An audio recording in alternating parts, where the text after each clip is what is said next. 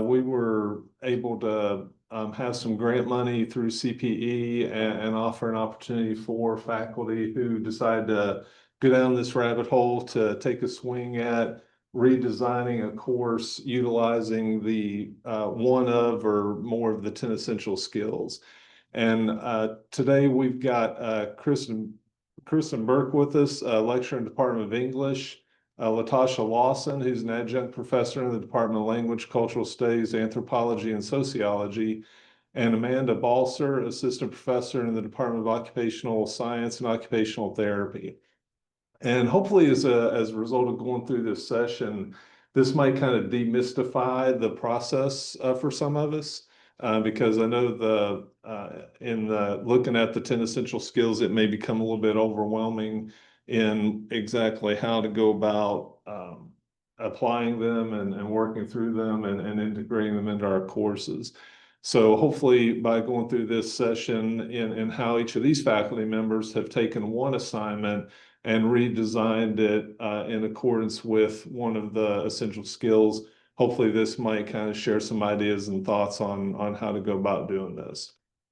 So with that, we'll go ahead and get started on our topics. We have civic argument, media literacy, and public disclosure, the lens of modern sociologist, applying sociology skills, knowledge to social problem, and name of assignment, name of assignment.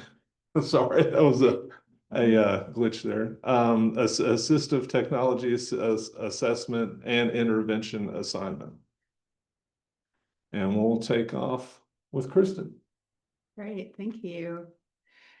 So I took the project of the redesign because we had been working in a redesign of the 101 and 101R and 102 and 102R course sequence in the English department for the last couple of years. And in that process, we have been targeting the essential skills and trying to find ways to incorporate them more meaningfully into our assignments, assessments, and activities. And so when I saw that invitation for the redesign, I took it as an opportunity to kind of expand that work. And so I looked through the skills, and I was thinking about which ones I felt were maybe not being addressed as well or as directly. And I thought that using information for decision making is one that just seemed a little underrepresented in the course curriculum for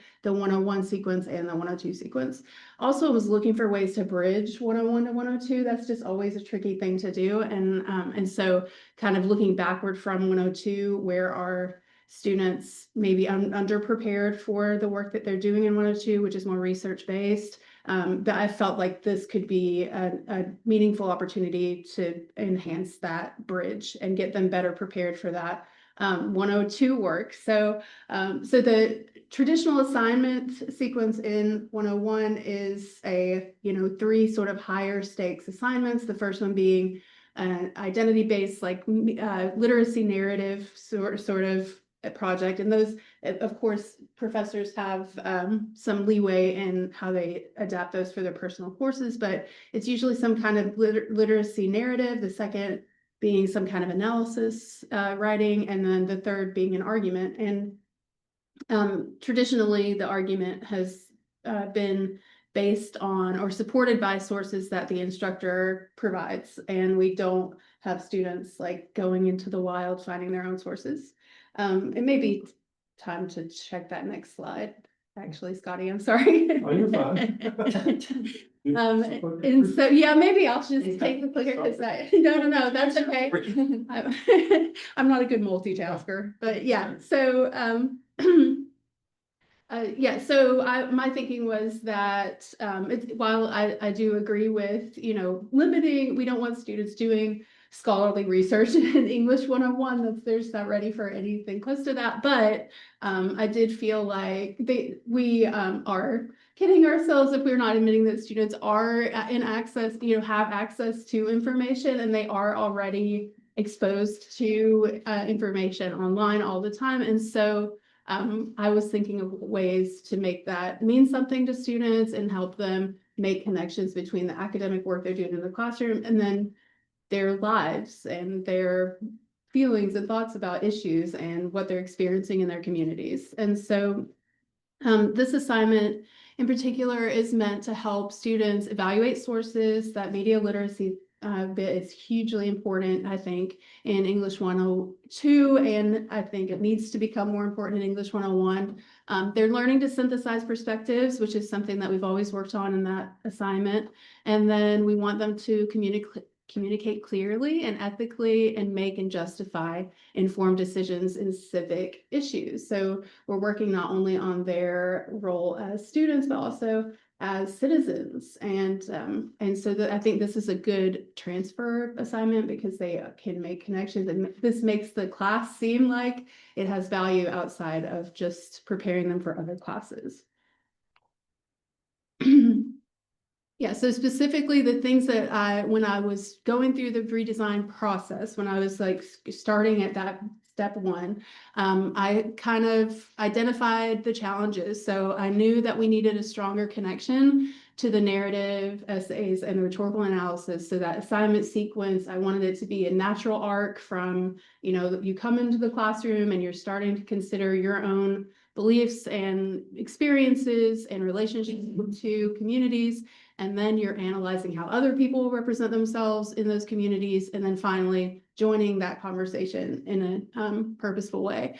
And then I wanted to find alternatives for formulaic essays. I'm always looking for ways to implement UDL principles and having students have options for how they represent their ideas and how they participate. I wanted an application of rhetorical tools because we do focus heavily on rhetoric in English 101. I wanted that to have meaning to them in real world decisions and interactions. And then I wanted a sharper focus on media literacy and a stronger transfer between academic and civil literacy. So again, helping them make connections to their lives outside the classroom. And so to address each of those, this was my process. I identified those challenges, expanded to multimodal argument genres, integrated civic discourse modules. So it isn't just the assignment that has changed. There are also preparation modules that I've incorporated into the course so that students aren't just like suddenly doing this new thing. They have several weeks leading into this assignment of learning about public discourse, of considering perspectives, and of learning about media literacy. And then I implemented the SIFT method, which is the libraries. They have a whole lesson in for particularly media literacy that has a video series and an assignment associated with that. So I implemented that assignment and those videos into the modules. I've already been doing that in English 102, but I thought there was no reason not to bring that back into English 101 so that, again, when students start 102, they're a little bit familiar with it. They have some idea of what's going on with that. And then, of course, I revised my rubric to highlight the decision-making and the synthesis parts of the assignment. And so I have, and with this QR code, I've just attached my whole folder. It has all of the materials associated with the assignment, including the assignment sheet, the peer review sheet. There's a prep worksheet involved. There also the rubric is in there, and I do have a source list for students who are uncomfortable finding their own sources. I curated a list of sources arranged by or organized by topic so that they still are getting that experience of looking at different kinds of sources, but I vetted them and they are topically relevant. So students are at different levels, in these classes, especially in the co-requisite classes. And so based on their comfort level, they have some options for choosing for how to go about searching and finding those sources online. So the assignment essentially is they choose a civic issue that is connected to their community or something that they care about or interested in. They evaluate 3 or more non-scholarly sources, and it is a very strong point in the assignment instructions that they are not to be looking for scholarly sources. We're really trying to keep them out of that discourse community until they get into 102. So they're really focusing on public discourse, what is publicly available. And that really helps too with reading level, because students at this, oftentimes at this level, just aren't reading at that advanced stage yet, but this is a good prep for them, where they can see real world people, adults are talking about these issues in these forums, and you can be a part of that. And so they look for news articles, blog posts, websites, other kind of publicly available resources. And I want to make note too that that source searching process is very in class, it's very supervised, and I'm helping them along the way. And I feel like the redesign has helped me see the value of using class time for that, for working on those high stakes assignments in that way. So they do have a lot of supervision and help with that. And then they have to make their informed claim and call to action. So that's their argument bit. And then the assessment has changed, just in that I've changed around the rubric standards and looking for those specific skills. And then they are always required to write a reflection about their process and making connections to their other assignments and looking forward as well. And so, yeah, I think that this has been a really a valuable experience for me, and I'm implementing this. I'm teaching 4 sections of 101 right now, and they're all doing this, all 101 R's classes, and they are doing this assignment right now, and it's been really fun seeing them, choose topics that they really care about. And so they're thinking about their families, they're thinking about their communities or past experiences. I'm asking them, think about things in your life that that you think should be different, or that you want to understand better, or like why it's the way it is. And they've really been able to make those connections. And so I think, yeah, this decision making, being a good person and a good citizen is a part of our job as much as, learning how to make an Aristotelian argument. So I think that's it for me. Great. Now we'll have time at the end for questions and comments, but we can pause in between each one if there are any questions or comments anybody's got specific to each presenter's topic. So does anybody have any questions or comments for Kristin? Skill number 10 Yeah. goes all the way through, and so I was kind of looking at this, and I'm just kind of wondering, okay, given that in your rubric, I mean, what, looking at to assess this, like what's your criteria? What is the? Well, so the way that they're using information to make decisions is by using media literacy to carefully discern among sources, finding good information that is accurate, reliable, credible, and then using that to support their own perspective. So they're learning from those different viewpoints as they're doing the searching process. They're figuring out their own position among a vast number of voices. And so that's how they're making the decisions. So they're. Well, I was just wondering, was like, what is it like? 78% of them are going to do what in terms of meeting that criteria for this element? Yeah, so it's going to be a couple of different ones. So the media literacy part, I'm checking to see if they went through the discernment process, if they would use the SIFT activity appropriately, if they found the best source. And then I'm looking at the argument that they make. So what's the claim and what's its relationship to the discourse? And so that is how I ascertain if they've met that skill. If they are able to intelligently describe the discourse and then position their own view within that, then they have effectively learned from what they read and made a decision based on it. Does that make sense?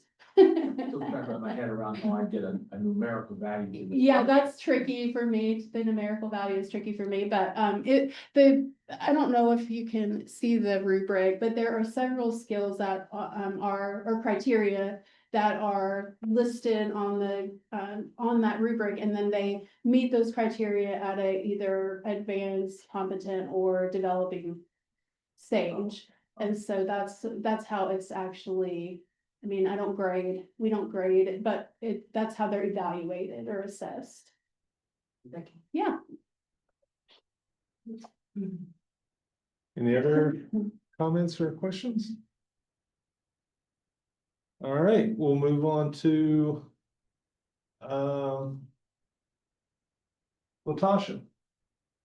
Latasha, you can just tell me when to advance the next slide and I'll advance it. All right, thank you. Good morning. Morning. I really enjoyed listening to the redesign process of Kristin's course. I really like how you applied the approach of assessing rigor in your course discourse. Like, how do you really assess what students are applying and how they're using that information? I wrote some notes from that, and basically in my redesigned, I sort of was on that same line of thinking.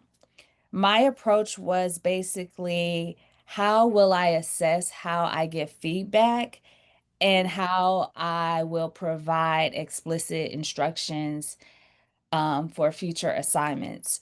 So my assignment redesign was for my social problems course, and I redesigned my extra credit assignment, which was originally a 2 to 5 page paper for students to describe a social problem from participating in a service learning opportunity, or if they had a job, or if they were volunteering for like a church activity. And in that assignment, I gained some valuable insights. And so in today's presentation, I'm going to talk about how I redesigned that assignment to align with skill 9, which is knowledge application. In the next slide, we will be talking about my purpose and my approach to putting that together. The purpose of this assignment was to develop the learner's idea of career readiness. My goal was to really put together an approach for students to start thinking about what they liked and what they didn't like. And that came from getting to know my students. The majority of the students who were in the Sociology 235 course were either dual enrolled students, or I had a few who were sophomores, and I had a really huge group of students who were either seniors or they were at the junior level, really trying to decide what was their next step in life. And so throughout that course, I sort of gained a notion that there was a need for students to start understanding how and what they were learning could be translated to real world jobs and skills. And so that led me to redesigning that assignment into a required assignment. And so in this required assignment, the students will be able to create a portfolio. And upon successful completion of that activity, the learner will be able to address some of the following guiding themes. And those themes would be, how can a modern sociologist leverage technology like artificial intelligence to solve current and future societal problems? And I gathered that approach from another insightful interaction with my students, and that was many of them had jobs. So they were multitasking, they were going to school and also having jobs. So there was a need for them to be able to sort of learn how to manage their time, also to get good grades in their courses, and really be able to identify at an early point in their college career, their college stage, as to how and what path they would be able to take and be successful in. So the following theme, what workforce development needs are in high demand, was also another guiding approach to redesigning this assignment, and what toolkits within educational technology would be sufficient for teaching such competencies. In the next slide, I shared my rationale and process for putting this portfolio together. And this rationale came from looking at classical research in sociology that explored how we process and interact with information technology. And what has been interesting about this was I was reminded of some of the research findings that, we have always been introduced to new technology. And there are certain factors or elements that impact how we interact or how we are taught to interact with certain tools. And so that really got my gear shifting and really propelled me to think, all right, I really need to be on it if I wanted to take this approach. And so the idea of really looking backwards to build a really good assignment was my approach. I also looked at research and organizational behavior that dug into how we prepare or shift for new workforce demands. And a lot of that was based in the studies that focused on experiential learning. And I liked that particular area because that was one of the high impact strategies that I really wanted to focus on in the course, because it would allow the students to have a hands-on approach to gaining those entry-level job skills so that they would be able to have a better understanding of how the new technology would work, how what we were learning in class would also work as well. And all of this sort of trickled down basically to the career-based competencies that the National Association of Colleges and Employers talked about.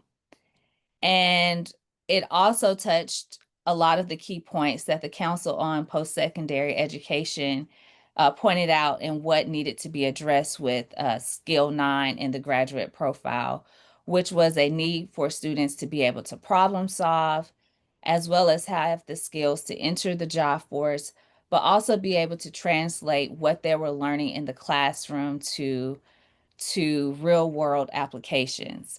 So I had to take that theory side and I had to apply it to actually what I was observing and what I was trying to accomplish with the assignment. And that process was very continuous. I had to go back and really assess, and I had to identify areas of growth from the course evaluations.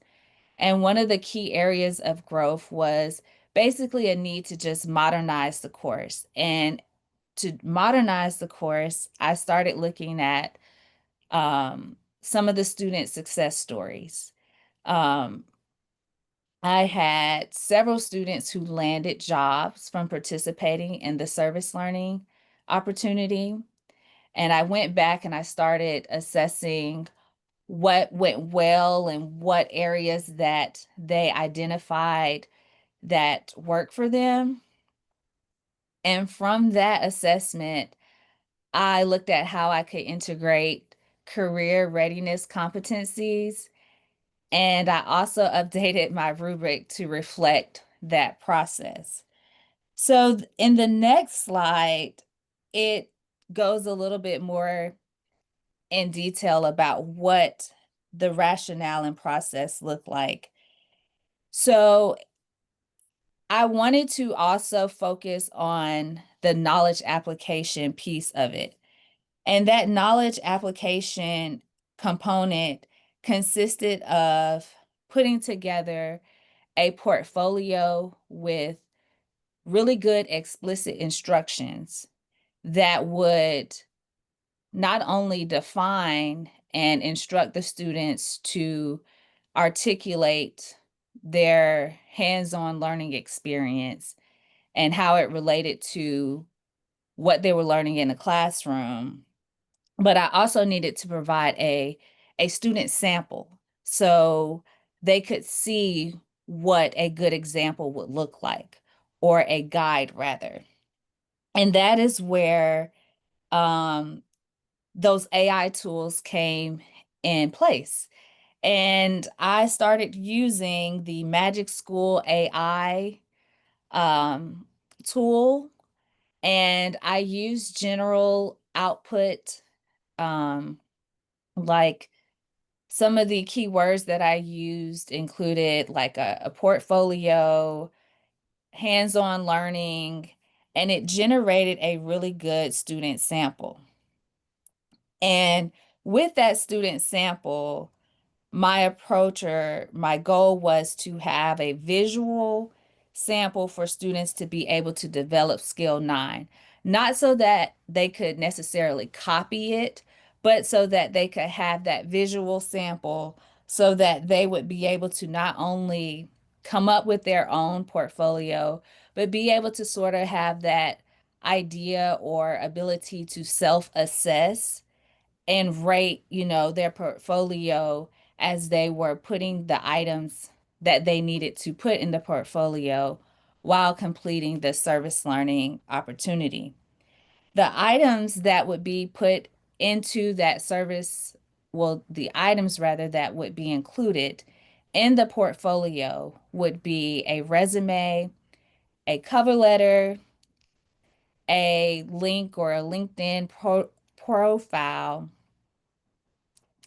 And all of those items would demonstrate how they would be able to leverage artificial intelligence to meet the demands of the workforce.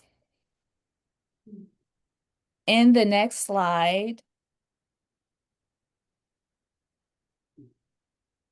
one of the key areas that I really wanted to focus on was addressed, and that is having the learners being able to produce a portfolio that would articulate their ability to meet the demands of today's workforce. In the QR code, there is an example of explicit instructions for students to use as a guide to build that educational portfolio for the course. And in that guide, there are instructions to create their resume, their LinkedIn profile, a cover letter, as well as instructions on how to sort of self-assess whether or not they clearly articulated the skills and knowledge that they needed to articulate for whatever goal they were trying to accomplish. The assessment component of my redesigned assignment was aligned with Skill 9. And I have to be very honest, it is something that I have been continuously improving and redesigning. And my rationale behind that was, or is rather, is because I've been coming across several different approaches to grading and how to grade service learning opportunities. I've read several research studies that say, focusing on mastery and proficiency, or just having the unsatisfactory and satisfactory components are best practices.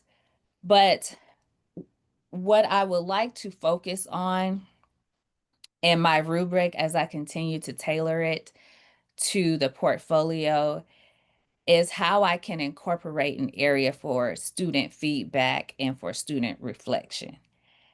I would like for students to be able to assess their own professional growth in areas where they can identify, hey, this is something that I would like to accomplish, or this is an area that I need to work on, and this is how I will accomplish it as I continue my pathway either through EKU or throughout this course. So giving students an autonomy to sort of connect to what they like and what they don't like, and give them a confidence boost rather in identifying, you know, their pathway forward to graduation and what they want to do after college. Now, this portfolio could be used for not only, you know, applying for a job, a campus job, graduate school, but it could also be used for study abroad opportunities and other opportunities that they seem fit that would be intentional in helping them to not only matriculate throughout their 4 years, but something that will provide a meaningful college experience. I'm all about that. I was a social butterfly in college, so I'm really huge on providing those opportunities because I think it provides a really awesome opportunity in college for students to connect. I also focused on trying to learn how to identify a way that would provide students an opportunity to develop how to use AI responsibly. I do have to admit that I am new to using AI as well, and that is something that I'm continuing to learn and work on with building this portfolio as well. In the next slide, I talk a little bit more about my reflection process and what I learned. As I mentioned, this has been a continuous process. I thought and found this assignment to be very rewarding, but also challenging because I've been learning tools that I've never really worked with before, but I really like them. And I think that they are very beneficial to the students. I've also learned from this redesign assignment that experiential learning plays a significant role in student success. I've done a lot of research before on this high impact strategy, but seeing it in person with the original assignment was really amazing. I had one student that was going off to basic training for the Marine Corps. She completed her extra credit assignment, and in her extra credit assignment, she identified, you know, areas of growth that she wanted to work on while she was going to basic training. There was also another student who became the band director at Corbin High School. And all of these opportunities gave them entry-level job experience. So I thought that, you know, that was wonderful. I also learned from this opportunity to redesign my original assignment into this required portfolio is that academic achievement among student populations, such as first-year students and non-traditional students, could be enhanced with supplemented intentional opportunities like this. It gives students an opportunity to not only connect with one another, but just the campus and the community as well. And it also gave me some insight into what academic persistence, retention, and matriculation looks like. And those are buzzwords, but from what I observed in my classroom, academic persistence for me was when I had students who needed a few extra points and they, you know, said, hey, can I participate in this extra credit opportunity? Or this is what I'm learning outside of the classroom. How can I apply this to my academic experience? And I thought that was wonderful because there are often times where, as professionals, we're giving professional development credit or funds to participate. Likewise, I thought that would be an excellent opportunity for students to have that moment to translate that to what they were learning in the classroom. In terms of retention and matriculation, I loved hearing how in the assignment the students identified how they wanted to continue learning about either the social problem or the job opportunity that they had participated in. The student that talked about getting the band director position at Corbin High School, super excited. In the paper, it was amazing hearing the transition from going from a volunteer to the band director. And so those are things that I love seeing. In the future, I would love to continue to learn about this. I've also have experience in working with K-12. So if you hear that K-12 teacher hat through my voice with sharing my excitement about their success, then I apologize because I get super mushy about it. But these are stories and experiences that I really wanted to emphasize, which led me to saying, hey, I think a portfolio would be really awesome for all of the students to create, because it would give them an opportunity to really be able to just connect that question, that guiding question, why is college valuable? I think in terms of when we're talking about social problems and putting that in place of like how students can apply that in a real world setting. And that concludes my redesign process. Great, thanks, Latasha. You're welcome. Yeah, a couple quick minutes if anybody's got any questions or comments for Latasha. I have a question. Do I need the box? I'll give you the box. Okay. Thank you. I really enjoyed your presentation. So I think you mentioned that you had dual credit students in your class as well, up to seniors. Was that a challenge with the students coming from so many different levels? No, I loved it because it gave me an opportunity to differentiate what they needed for each level. So for the dual enrolled students, that assignment would basically be scaffolded to helping them identify what they like and what they didn't like.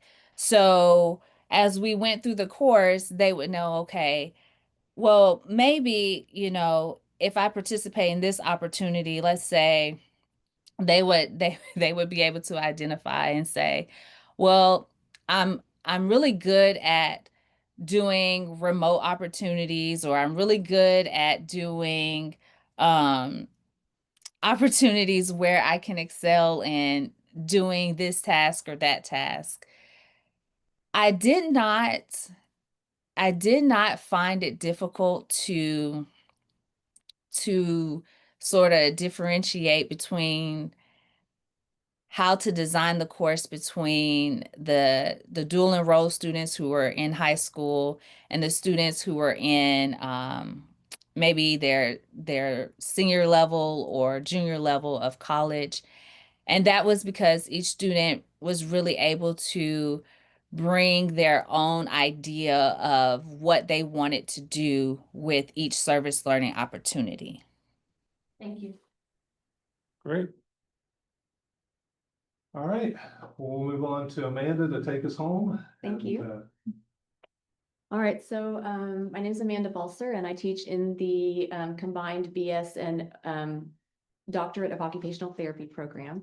And this course, OTS 860 Emerging Practice, explores not only like non-traditional occupational therapy settings, but also specialty practice areas that students can do beyond entry-level practice. And so the essential skill that I decided to integrate into an assignment revision was critically thinking to solve problems. And I went ahead and put the quote from CPE for how graduates will think critically by evaluating assumptions, and assessing information to make informed conclusions. And they will also think creatively by combining ideas in original ways to develop new ways of addressing issues. So working within health professions and working with patients and clients that have complex problems, I thought this was a great skill to integrate because we do it every day in clinical decision making, and critical thinking is a key aspect to that. So the purpose of the assignment was to provide practice using evidence-based resources and to guide students to think critically to develop new solutions for a client that has a performance problem. This was a case-based assignment, and this particular client had ALS, or also known as Lou Gehrig's disease. So this is a really complicated, oftentimes sad condition that our clients may acquire. And they need really complex assistive technology solutions in order to help them engage with the world and be able to participate in things independently when they lose function within their body. So we had a big problem with this assignment because this assignment was resequenced in the order of our curriculum, and it became a course that they took at the beginning of the graduate program where they had just graduated from the Bachelor's of Occupational Science, instead of it being in the semester that was their last didactic courses before they went on clinicals. So there was a lot of knowledge that was gained from prior courses where it was originally sequenced that they didn't have now. And so the first time that we taught the original assignment, there was a problem with the solutions that the students came up with for the case being very superficial. So they were relying on their current fund of knowledge without realizing that they needed more knowledge that they had previously gained in other classes. So we, aside from the student learning outcomes that we have attached to the different courses and assignments, we are a blocked step curriculum. So all of our students go through the same curriculum at the same time with the same courses each semester. And there are horizontal and vertical threads that must be met. So we had some challenges here. This assignment needed to meet the same ACOTE standards, and while on paper it did, the student assessment demonstrated that they didn't have the knowledge that met those requirements. So I had quite a challenge, and this was a great opportunity for me. I needed to redesign this assignment anyway. So it gave me an opportunity to really spend some time on it, which was great. This was actually my specialty practice area before I came into teaching. So it was near and dear to my heart, and I knew that they needed a lot more support to be able to get to where they needed to be within where they are with their knowledge. So internally, I thought about what kind of questions would I need to be able to answer as a clinician to solve a problem that this particular type of client would have. And so I was asking myself, how do I conceptualize, analyze, and evaluate clients' identified problems? And these were the gaps in their knowledge that I needed to fill. How does critical thinking underpin clinical judgment, and in its absence contribute to ineffective or inappropriate assistive technology interventions? That's specifically what I saw in the first go around with the assignment before the revision. They were making assumptions about what was going to work, and they, in fact, I knew would be ineffective, but they didn't know that. And then how can I self-assess and receive external feedback to help determine whether that solution is effective, and in turn critically think to develop new or creative solutions if my idea wasn't going to solve the problem. So once again, the rationale was that this course moved earlier in the curriculum sequence, and I identified that the knowledge and skills did not match the assignment expectations that they had currently with what they were coming to the program with. It required prior knowledge from courses that they had not yet completed in the sequence. And as a consequence, this assignment lacked depth and accuracy in application of concepts and skills, but I had to keep the ACOTE standards where they were. So I had to figure out how to meet them, but help support their knowledge acquisition in order to achieve those ACOTE standards. And so I had to reframe for transparency, and I posed them with a real world professional challenge. And how do you solve a complex problem when your current fund of knowledge does not match your client's needs? And so they were coming to the assignment knowing that they didn't know what they needed to know. So I kind of like set that up at the beginning so that it was like, oh, okay, this is going to be hard. So And I reminded them this happens to all clinicians, even experts. So the process, I utilized a framework of learning called the Master Adaptive Learner. This is a framework that was designed by the American Medical Association, and it's actually used in medical undergraduate and graduate coursework and clinical experiences in order to help them become what's called adaptive experts. And so the idea behind this is that it emphasizes metacognitive and self-regulated learning, and it helps medical professionals and healthcare professionals learn, innovate, and respond effectively in complex clinical situations. And so the difference between an expert and an adaptive expert is that when you challenge assumptions and you realize that the knowledge that you have didn't solve the problem, do you adapt and find a new solution, or do you just stay with your expert knowledge and just let it be what it is? And even in medical professionals, they've discovered that that happens. And so the adaptive expertise is a way to help facilitate becoming lifelong learners. And that was the idea behind it. So critical thinking happens in 4 phases. And when you are tackling a problem, these 4 phases need to exist. There's a planning phase where we identify what our gaps in knowledge are, a learning phase where we appraise those resources to fill the gaps. And then we do an assessment to see if our solution had effectiveness, and if it did not, how do you instill the curiosity and motivation to keep going and adjust and create that new solution? And I know for sure in our program that curiosity and motivation requires a lot of coaching. There's a lot of cognitive dissonance that occurs when somebody spends a lot of time coming up with a really great solution to a problem and it doesn't work. And then what happens? They just tank. And so how do we keep that motivation going so they decide that they want to learn, and it's not looked at as a failure, but it's looked at as an opportunity to learn and grow more.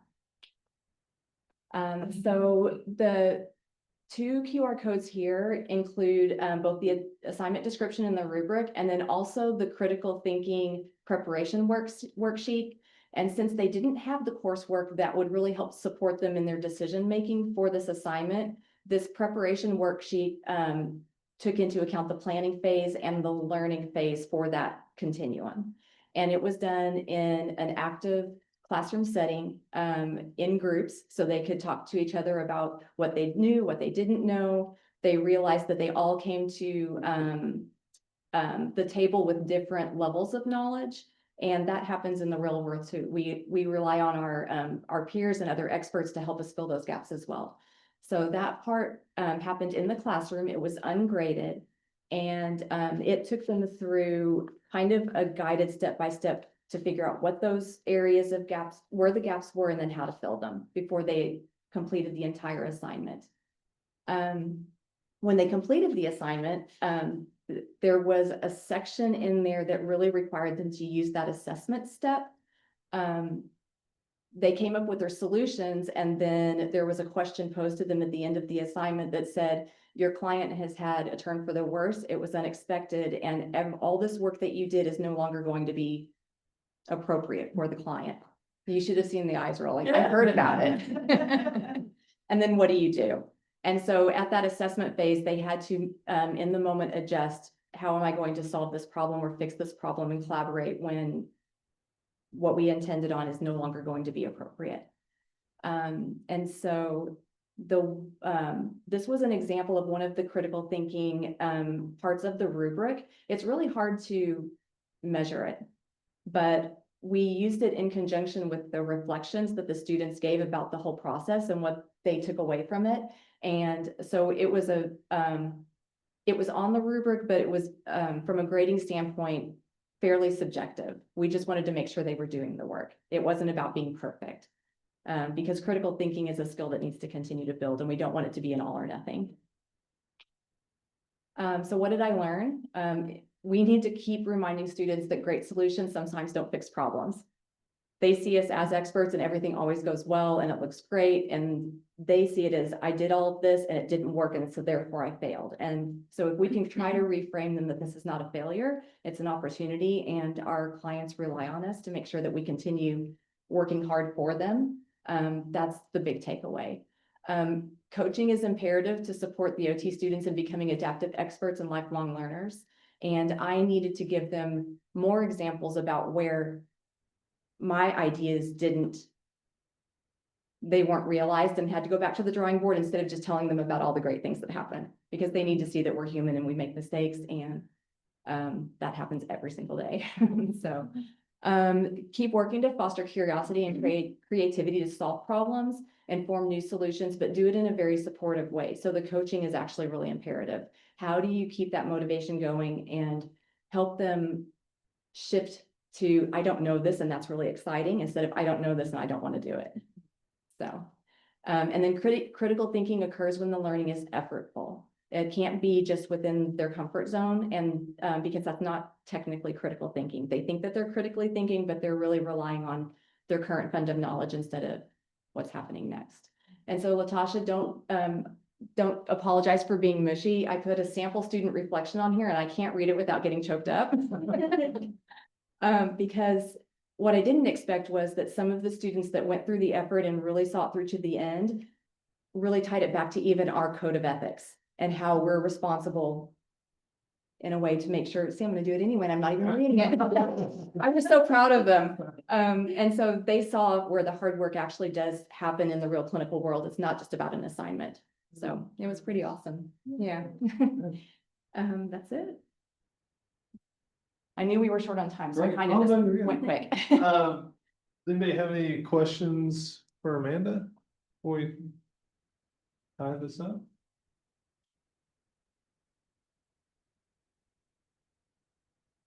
So the I had last, I'm oh, so sorry. I had a question in the chat. I was just curious from all of our participants today about how long did the redesign process take for each of them? And then is what you anticipated the result would be what actually happened? Or how often did you pivot as you were redesigning?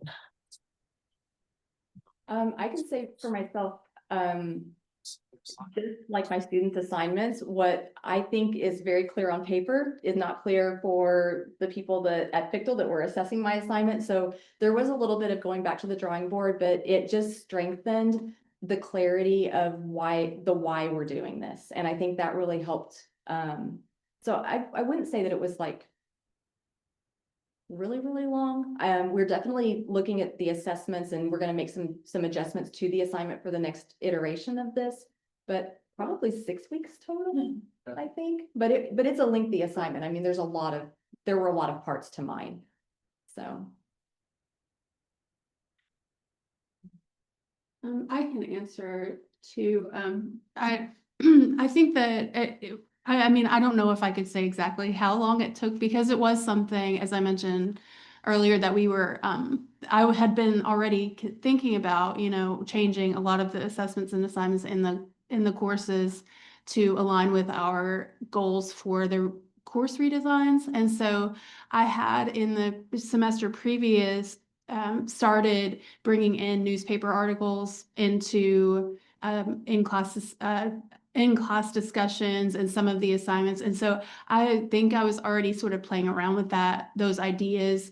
And then in the summer, when I really focused on, it was probably 3 weeks that I really nose to the grindstone, got the assignment designed. But even as we are working through the assignment now in my classes, I'm making little changes, little tweaks, and looking forward to continuing to develop it to meet the students' needs. So it's an ongoing, I think, process.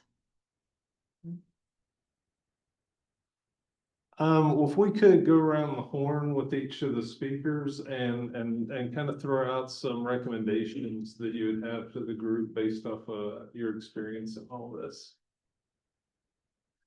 Yeah, I mean, my biggest one, I think, is just making the learning outcomes and the skills that we're working on really transparent and on in the instructions, and just not only in having that in writing, but also talking to them about that in class, about the connections that these skills, that how they can connect the skills to other parts of their lives. Latasha? I would definitely agree. I like the idea of really making those connections to how they can apply, what they're learning into other areas of their life.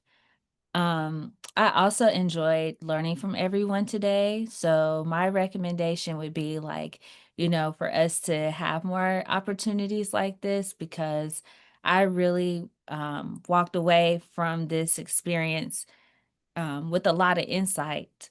And so I'm very grateful for that. Amanda? I would say, utilize surveys that can assess what's going on with the students within those essential skills. A lot of these skills require both cognitive and non-cognitive processes in order to be achievable and have essentially help them with employability and professional readiness. And particularly with critical thinking, I have some preliminary data that I haven't really combed through so far, but we had 50 students that took a self-assessment prior to this assignment, and I'm going to assess them again at the end of this semester. And overwhelmingly, they scored themselves really high as critical thinkers. And when I looked at the non-cognitive processes that go along with motivation and resilience when you're faced with a problem, they scored themselves very low. And so if we can get a window into that, we can help them realize what critical thinking actually is and when it's important that it needs to occur instead of just within the levels of comfort that they're already operating in. Yeah. So. Fantastic. Well, one piece I'll throw out, the question about like how long does all this stuff take? Because I kind of got convicted myself in a lot of this process because I was on the side that was reviewing some of the submissions.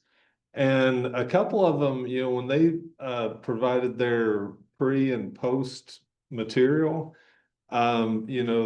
using the tilt material and all that kind of stuff, it blew from like maybe a paragraph to a couple or 3 pages. And, you might think that's a little bit overboard or overwhelming, but it's really not because the material was so well developed. And I was thinking back, if I was a student in that class and I read through this, would there be any questions I had? And from my perspective, the answer would be no. Students might still have some, but incredibly well done and a lot of good work and effort. I guess we'll just leave it open just for a minute or two if anybody has any parting questions or comments about the process. Anything else from the chat? Someone mentioned earlier that they needed QR code access, so we may want to check the QR codes for those who shared. Okay. Okay. All right, well, thanks to our presenters, and I hope you all enjoy the rest of your Friday and have a great weekend. Thanks for attending. Thank you. Thank you. We need to check what